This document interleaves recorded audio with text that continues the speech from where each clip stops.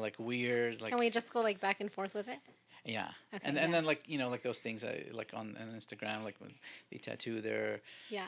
And then I whatever. have a story about she's passed away, but I used to know this permanent makeup artist that before we had like a regulating board, which is the body art department, she used to give people her dog that she kept on the studio if they were nervous to hug and hold, which is like a big no.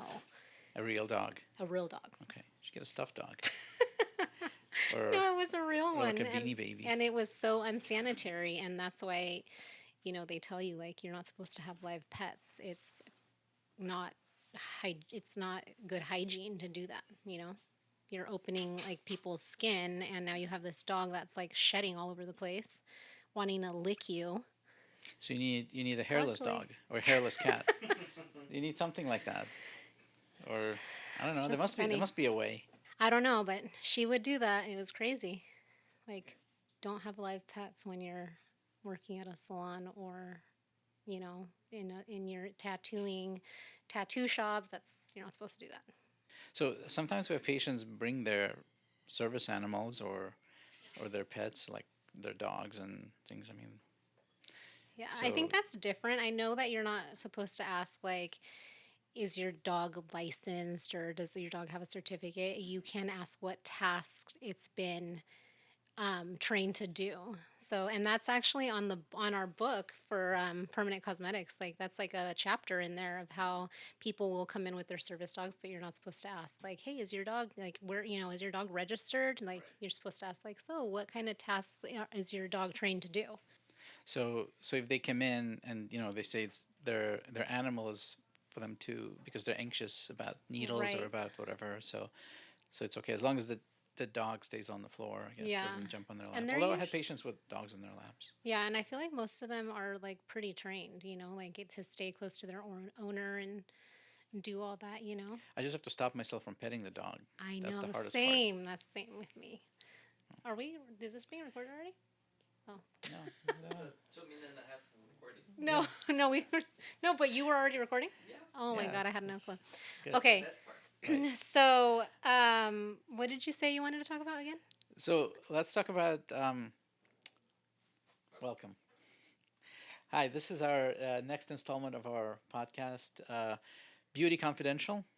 That's the name, and we'll stick to it.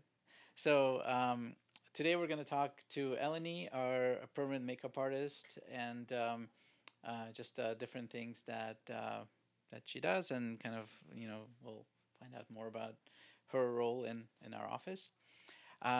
So Eleni, introduce yourself and talk about how you got into this practice and what you've been doing. Hi, everyone. So, my name is Eleni Gonzalez, and I have been here with the West Coast Plastic Surgery Center since 2016. So, it's just funny how this whole thing came about. I was actually never looking to be a permanent cosmetic artist just because I sat in on a class while I was in beauty school, and I just thought it was such a taboo thing. I was in beauty school, so I was in art my whole life from the time I was 6 years old. My mom had me in private art lessons just because it's something that I really liked. She saw that it really relaxed me, and it's the only thing I ever truly enjoyed. And so I got into beauty school because my parents were like, what are you going to do? Like, sell paintings on the side of the freeway. And sadly, I was like, yeah. But so I got into that. I came out in the school newspaper for doing teacher and hair makeovers. I used to do all my friends, hair, like a lot of people start, just something I really enjoyed and loved. But permanent cosmetics kind of fell into my lap. So I became a salon owner at 19 years old, and this woman came in to get her nails done because there was a manicurist there. And she saw that I was drawing. I was in between clients and I was still trying to build my clientele base. I was pretty new in regards to the area. I kind of opened a salon where I didn't live, so that was a little harder just because it was a little bit, it was a new town, new community. I was having to really just kind of hustle to make myself known, and in being a new young stylist was very hard because I bought an existing shop and the lady that was retiring was 50 and here I was 19. So you can just imagine how that sat with the rest of the stylists. Not very easy, but I was so determined. And so this lady walked in, and I'm doodling and I'm drawing because I always kept a sketch pad with me. And she approached me and she's like, "You should do permanent cosmetics." And I kind of looked at her like, yeah, no. And of course, my train of thought went back to when I was in beauty school. So I went in and sat in this class, and this girl came in and she wanted eyebrows. And the lady that was teaching the class took out a razor blade, like a Bic razor blade, and shaved her hair off, and then proceeded to tattoo her eyebrows in solid, and they were black. So I was so mortified. I was like, this does not look good. Why would she shave the hair off? This is just not something I want to do. And she also used a machine, which permanent cosmetics has come such a long way now. There's actually now disposable tips for the machine, but at the time I never saw her break it down to actually wipe it down and stick it in the autoclave. So my biggest fear was I'm not going to be the person spreading disease. So when this woman approached me, I was like, yeah, no, but let me have your cards. And if any of my, clients, my existing hair clients want to come in to see you, I can refer them to you. So that, she gave me her cards. That kind of stayed that way. And then years later, a cousin came in and she's like, man, I really need to get my eyebrows done. I just don't know where to go. So I was like, hey, I have this lady. She's like, well, I'll only go with her if you go with me since you know her, you're referring me. So I went to her appointment with her and I noticed that she was so clean. Her setup was like a mini surgery. She pulled out all disposable instruments and the device was no motor. It looked like a pen, and she was starting to do her eyebrows, and it was like hair by hair. She didn't take out any of the hair. She just cleansed the area. And my cousin was like, "Oh, you'd be so good at this because you draw and have such a steady hand." So that's how that came about. So the teacher was like, "See, that's why I told you, like, I don't want to waste your time or mine. And I saw that you were drawing, and that's usually the people that we want to have do this because they already have an artistic ability and you already have your hair, you know, um, background. And I was already doing all that. I already knew color theory from all the years in art. So that's how that kind of came about. So that was pure accident. It's funny how things happen that way. So having background in art and knowing the proportions and knowing the facial features, and I'm sure that helped. Yeah, so I did do portraits, which are very hard. It's all about shadows and depth and, all that when you're doing that to obviously make the person look more realistic, as we can say. There's many forms of art, but I focused more on realism and I loved landscapes too. So that's usually what I did my 4 years of advanced placement art when I was in high school. So that was fun, and it's awesome because there's no wrong art, right? So Right. Yeah. that's what's nice about it. Yeah. It's all very very subjective. What's beautiful, but kind of when it comes to realistic art, obviously everybody knows what is real and what looks good, and yeah. So how long you've been doing permanent makeup? So I've been doing permanent cosmetics since 2008. So when I started, there was very little resources. We had to use a lot of tattooing because there was only two pigments to pick from, and obviously things have very much evolved and grown since then. So it's just funny because there's so much more information with mostly everything because everyone carries a computer in their pocket, right? And so it's really boomed since then. But I always just say, like, when you know the fundamentals and you stick to the basics and you really know how to correct things and you know color, you're going to be able to know what to do to get a desired outcome, which is really important, and know what you're working with. Hmm. So is the ink that you use, is it the same ink that people use when they get like a tattoo like on their body? Yes and no. So it just depends on the person and what areas we're working on. Usually, if it's somebody that's coming in for body work, scar work, areola repigmentation, we want a pigment that's going to be more of a tattoo based pigment just because it's going to last longer. On the face, I always like to do more of an iron oxide base just because the styles change. People color their hair, people change their mind.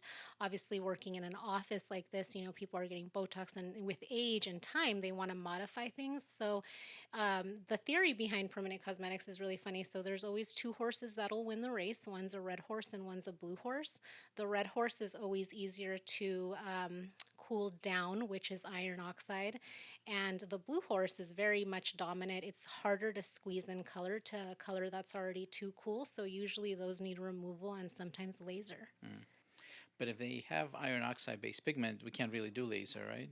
No, but sometimes the color just dissipates into like more of a natural tone of skin. So usually, if it's not something that we're having to camouflage or tone the red out, usually the backdrop is so close to the skin that by the time you put a new eyebrow on there, you can't really see that it's so much of a focal point because it's more of a peach tone, which is closer to skin color than a blue or green or violet.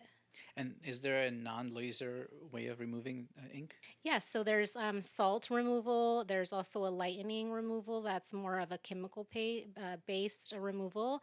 But we just I just make sure to tell people like it's a process. You're gonna look worse before it looks better, and you just have to be patient with it. But the pigment will come out. Yeah, I mean, the thing with tattoos, of course, even though it may not be permanent, but you have to treat it like it is permanent. So, Yes. you have people that get work done, some interesting work, and Yeah. and then what do you do? Like, what have you seen anything crazy? You know, I've seen a lot throughout the years. I saw a lady come in. She had like three different tails, like meaning, so this part of the eyebrow is what we call the tail. This is the bulb, and this is the arch. So it has three different components. Well, with this lady, she had three different tails. So um, she went to three different artists, and nobody ever told her, like, let's try to remove the complete tail or the complete eyebrow and then start fresh. They just kind of try to camouflage some and then added more. So by the time she came to me, it was pretty bad. Like there was so many layers of pigment in there. And what people don't realize is that a lot of these skin colors have a certain metal in there, which with time it ages yellow. So it'll heal great. So people need to understand that like you will heal color very beautifully, but some colors just don't age well. And with skin color, sometimes what happens is it ages yellow with time. There's a lot of titanium in it and that turns yellow. So we had to remove it, but at the end she was really happy. It did take 5 sessions though. So when people come in and ask, well, how many sessions? I always say 3 to 5. Sometimes it could be one, but we won't really know until the pigment, um, you lighten it, it forms a scab, the scab comes off, and then we determine how much pigment came off with that first scab. So Yeah, kind of so go just from there. just like with laser tattoo removal, Yeah. you're basically, you treat it and see how your body responds, and because you don't know who put it in, what they put in, and how deep it is, Yeah. so a lot of factors. Yeah, you're kind of guessing. I did have one lady that's the other thing that I'm like, I've been in this industry for so long that there is work out there that I'm like, I've had to correct my own work. I've had to look at my own work because things change, better products come out, better techniques come out. And I did have one lady, she wasn't original to me, but she had gone to like Guadalajara, Mexico to get her eyebrows done and they literally used ballpoint pen ink. So that was such a nightmare. I tried getting it out. At the end, I couldn't. It wouldn't come out. It lightened, but it never fully came out. And so I just had to modify and try to camouflage a lot of the lighter color. But that was tough. I've seen some really bad eyeliners too, and that's a little harder to remove, but I've had, good results taking those out too, but it's just you don't realize sometimes what you're doing. You don't realize that it is going in your bloodstream. You don't realize that a lot of people don't know that your skin is the biggest organ, right? So it does get maxed out. It will reach a point where it's like, sorry, not healing in more any of anything. So, Yeah. Have you ever seen people get like freckles put in or some other stuff? yes, and I think that I think freckles, blush, and eyeshadow. I'm sorry, but it's like the stupidest thing you can do, because with the freckles, what happens is with time you start looking like a vitiligo patient because it's really hard to touch up the same dots and not have them migrate over time. The eyeshadow looks like migration, like ink ran underneath your skin. Migration happens when you overwork the area and the person bruises. That's what eyeshadow ends up looking like. And then blush, how do you touch up blush? Blush is so powdery. I mean, you put it on with a brush. So I tell people, yes, I know these things are trending and they may look cool, but I've been around long enough to know it's not going to be cool like 10 years down the line when you're like trying to do all these things to get rid of it and you can't. So that's makeup. You should be able to go home and wash it off and have a different look every day if you wanted to. So when people have like they tattoo shadows for their nose and for their jawline, Contouring, that's yeah. pretty I crazy. think you've sent me Yeah. that video, and then also that like you remember that that brightening, like halo brightening. It was like diluted skin tone to make people look fresh, or like under bad concealer. You look really bad with time, especially here, right? Because that's so thin, that skin. But people will do what's trending, and I just don't understand why. Like, it's not gonna look good, Sure. you know. So, you've have so much experience with this, and so you're actually teaching now? Yes, I am. So I am teaching for Soft Tap. They've been around for over 30 years, and I am their SoCal trainer. And do you remember having this conversation before the pandemic came? I was like, oh, maybe I should train. And then you're like, you should. And then the pandemic came, and then I didn't do anything, didn't even think of that. But then you had mentioned like, oh, have you, let's revisit that idea. And that's so funny because when you actually told me that week, there was an email in my inbox, and it was Soft Tap basically telling me the same thing, like, hey, you have done this so long, you should totally train. So Oh, good. So you've trained to be a trainer, and now you're training others yeah. um, to perform these procedures. So that's great. Yeah. And what's your preferred method of doing um, permanent makeup? um what do you mean, my preferred method? Like, Yeah, what do I like doing the most? like what's your like? Yeah, just I would say I like doing a little bit of everything.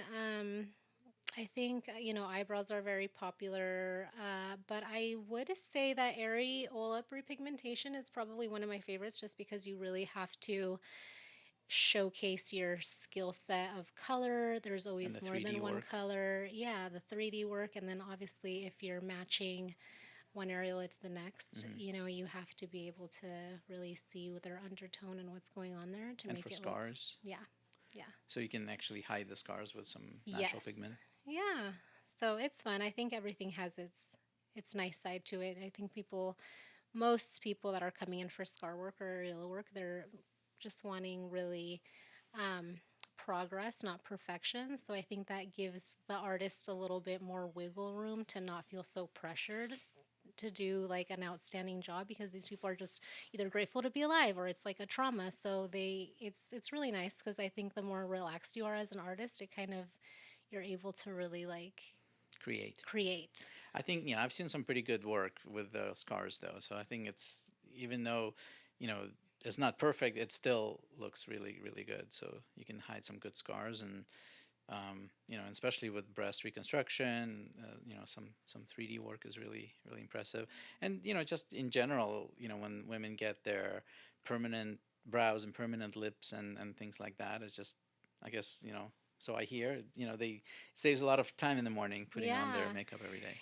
I've just been so curious. Was it so crazy when they were like, because I remember talking to one of the girls here, and I was going to start here because I had another surgeon kind of refer me to you because the wait long was so, he wanted me to work with him, but it was such a long turnover because he just works with breast cancer patients. But how was that to you when they were like, hey, there's this girl that's, this is what she does? Was that so like weird to you hearing like what that was?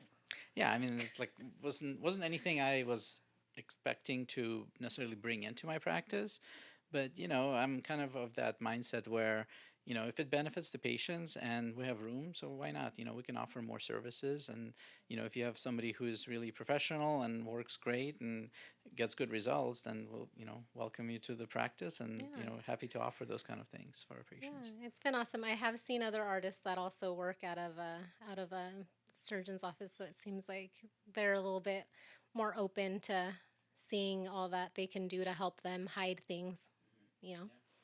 So, yeah. Perfect. Well, wonderful. So this is Eleni, and she's at West Coast Plastic Surgery. She's doing permanent cosmetics and other work. And you're also an esthetician by trade, right? Didn't you do So a little bit I'm of a that? licensed cosmetologist, so I could Cosmetologist, yeah. do. So I did hair professionally 16 years, but we learn about nails for manicuring and also skin. So we do a several amount of hours in that department because you have to know everything. So it knows all about permanent makeup, skin, all sorts of things. Yep. Perfect. All right. Well, until next time, this is Beauty Confidential, and we'll see you next See you later. episode.